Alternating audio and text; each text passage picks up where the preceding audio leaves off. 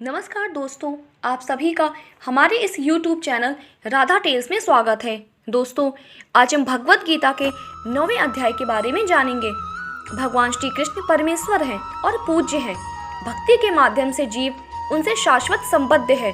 शुद्ध भक्ति को जागृत करके मनुष्य कृष्ण के धाम को वापस जाता है। श्री भगवान ने कहा, हे अर्जुन, चूंकि तुम मुझसे कभी ईर्ष्या नहीं करते, इसलिए मैं तुम्हें यह परम गुह्य ज्ञान तथा अनुभूति बतलाऊंगा, जिसे जानकर तुम संसार के सारे क्लेशों से मुक्त हो जाओगे। यह ज्ञान सब विद्याओं का राजा है, जो समस्त रहस्यों में सर्वाधिक गोपनीय है। यह परम शुद्ध है और चूंकि यह आत्मा की प्रत्यक्ष अनुभूति कराने वाला है, अतः यह धर्म का सिद्धांत है। यह अविनाशी है और अत्यंत सुखपूर्वक संपन्न किया जाता है। हे परंतप, जो लोग भक्ति में श्रद्धा नहीं रखते, वे मुझे प्राप्त नहीं कर पाते। अतः वे इस भौतिक जगत में जन्म मृत्यु के मार्ग पर वापस आते रहते हैं। यह संपूर्ण जगत मेरे अव्यक्त रूप द्वारा व्याप्त है। समस्त जीव मुझ में हैं, किंतु मैं उनमें नहीं हूँ। तथापि मेरे द्वारा उत्पन्न सारी वस्तुएं मुझ में स्थित नहीं रहती। जरा मेरे योग ऐश्वर्य को तो देखो। यद्यपि मैं समस्त जीवों का पालक अर्थात भर्ता हूँ और सर्वत्र व्याप्त हूँ, लेकिन मैं इस विराट अभिव्यक्ति का अंश नहीं हूँ, क्योंकि मैं सृष्टि का कारण स्वरूप हूँ। जिस प्रकार सर्वत्र प्रवहमान प्रबल वायु सदैव आकाश में स्थित रहती है, उसी प्रकार समस्त उत्पन्न प्राणियों को मुझ में स्थित जानो। हे कुंती पुत्र, कल्प का अंत होने पर सारे प्राणी मेरी प्रकृति में प्रवेश करते हैं और अन्य कल्प के आरंभ होने पर मैं उन्हें अपनी शक्ति से पुनः उत्पन्न करता हूँ।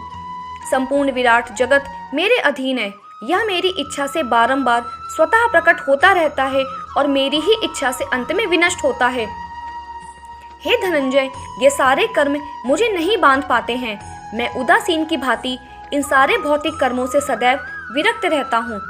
हे कुंती पुत्र, यह भौतिक प्रकृति मेरी शक्तियों में से एक है और मेरी अध्यक्षता में कार्य करती है, जिससे सारे चर तथा अचर प्राणी उत्पन्न होते हैं। इसके शासन में यह जगत बारंबार सजित और विनष्ट होता रहता है।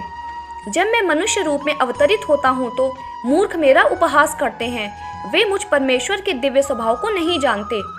जो लोग इस प्रकार मोहग्रस्त होते हैं, वे आसुरी तथा नास्तिक विचारों के प्रति आकृष्ट रहते हैं।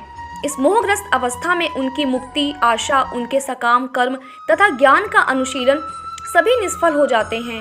हे पार्थ, मोह मुक्त महात्मा जन दैवी प्रकृति के संरक्षण में रहते हैं।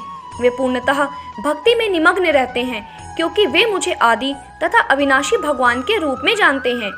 ये महात्मा मेरी महिमा का नित्य कीर्तन करते हुए, दृढ़ संकल्प के साथ प्रयास करते हुए, मुझे नमस्कार करते हुए भक्ति भाव से निरंतर मेरी पूजा करते हैं। अन्य लोग जो ज्ञान के अनुशीलन द्वारा यज्ञ में लगे रहते हैं, वे भगवान की पूजा उनके अद्वैय रूप में, विविध रूपों में तथा विश्व रूप में करते हैं। किंतु मैं ही कर्मकांड, मैं ही यज्ञ, पितरों को दिया जाने वाला तर्पण, औषधि, दिव्य ध्वनि, मंत्र, घी, अग्नि तथा आहुति हूँ। मैं इस ब्रह्मांड का पिता, माता, आश्रय तथा पितामह हूँ। मैं ज्ञेय, जानने योग्य, शुद्धिकर्ता तथा ओंकार हूँ। मैं ऋग्वेद, सामवेद तथा यजुर्वेद भी हूँ। मैं ही लक्ष्य, पालन करता, स्वामी, साक्षी, धाम, शरण स्थली तथा अत्यंत प्रिय मित्र हूँ। मैं सृष्टि तथा प्रलय, सबका आधार, आश्रय तथा अविनाशी बीज भी हूँ। हे अर्जुन, मैं ही ताप प्रदान करता हूँ और वर्षा को रोकता तथा लाता हूँ। मैं अमृतत्व हूँ और साक्षात मृत्यु भी हूँ। आत्मा तथा पदार्थ, सत तथा असत दोनों मुझ में ही हैं।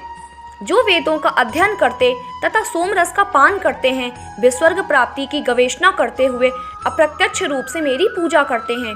वे पाप कर्मों से शुद्ध होकर इंद्र के पवित्र स्वर्गिक धाम में जन्म लेते हैं, जहाँ वे देवताओं का सा आनंद भोगते हैं।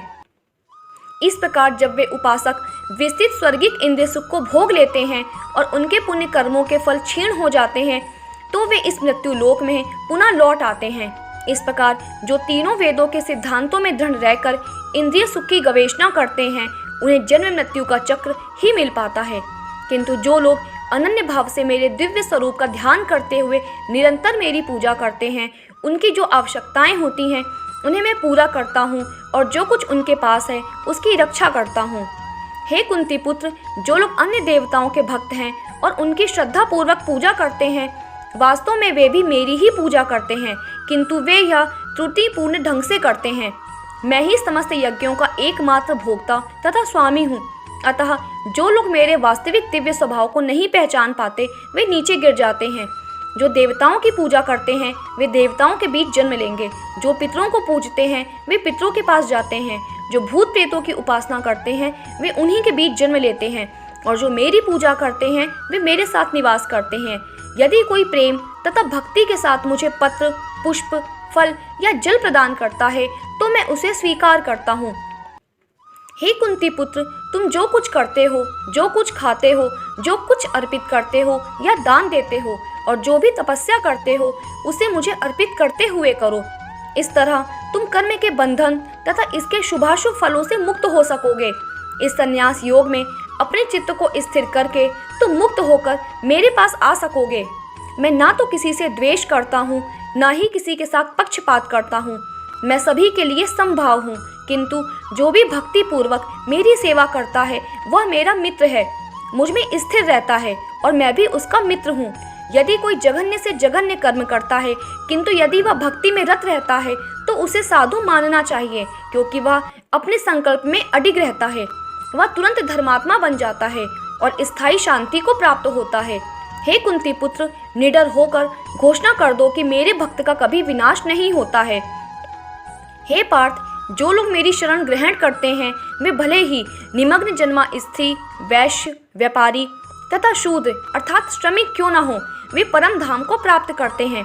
फिर धर्मात्मा ब्राह्मणों, भक्तों तथा राजर्षियों के लिए तो कहना ही क्या है। अतः इस क्षणिक दुख में संसार में आ जाने पर मेरी प्रेमा भक्ति में अपने आप को लगाओ। अपने मन को मेरे नित्य चिंतन में लगाओ। मेरे भक्त बनो, मुझे नमस्कार करो और मेरी ही पूजा करो। इस प्रकार मुझ में पूर्णतः तल्लीन होने पर तुम निश्चित रूप से मुझको प्राप्त होगे। तो दोस्तों, आज का ये अध्याय यही विराम होता है। उम्मीद करती हूँ आपको ये वीडियो पसंद आया होगा। अगर वीडियो पसंद आया है तो वीडियो को लाइक करिए, अपने दोस्तों के साथ शेयर करिए और इस चैनल पे नए हैं तो इस चैनल को सब्सक्राइब कर लीजिए। आप सभी का वीडियो के अंत तक बने रहने के लिए बहुत बहुत धन्यवाद।